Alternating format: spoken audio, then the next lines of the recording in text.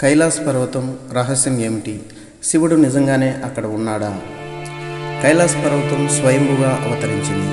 దీనిని స్వర్గానికి వెళ్ళే నిచ్చెన అని కూడా అంటారు.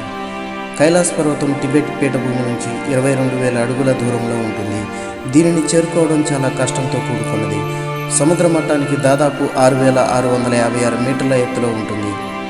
ఇప్పటి వరకు టిబెట్లోని కైలాస పర్వతాన్ని ఎవరూ అధిరోహించలేదు. బౌద్ధ హిందూ మత గ్రంథాల ప్రకారం కైలాస పర్వతం చుట్టూ పురాతన మఠాలు, గుహలు ఉన్నాయని చెబుతారు. వీటిలో పవిత్ర ఋషులు సూక్ష్మ రూపంలో నివసిస్తారట. కొద్దిమంది అదృష్టవంతులు మాత్రమే ఈ గుహలను చూడగలరు. హిందువులు కైలాస పర్వతాన్ని శివుని పవిత్ర నివాసంగా పరిగణిస్తారు.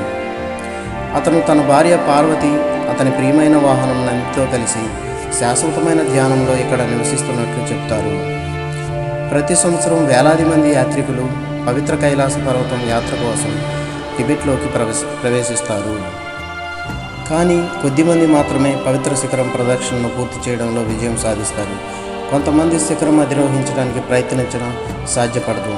కైలాస పర్వతంపై ట్రెక్కింగ్ చేయడాన్ని హిందువులు తప్పుగా భావిస్తారు. ఎందుకంటే పర్వతం పవిత్రకు, అక్కడ నివసించే దైవశక్తికి భంగం కలుగుతుందని వారి నమ్మకం. కైలాస పర్వతం దగ్గర మానస సరోవర్, రాక్షస తాల్ అనే 2 అందమైన సరస్సులు ఉన్నాయి. మానస సరోవరం 14,950 అడుగుల ఎత్తులో ఉంటుంది. ఇది ప్రపంచంలోనే ఎత్తైన మంచినీటి సరస్సుగా చెప్తారు. ఈ పర్వతయాత్ర నుంచి తిరిగి వచ్చిన తర్వాత మీ చేతి గోళ్ళు, జుట్టు కొన్ని మిల్లీమీటర్లు పెరగడం ఆశ్చర్యం కలిగిస్తుంది.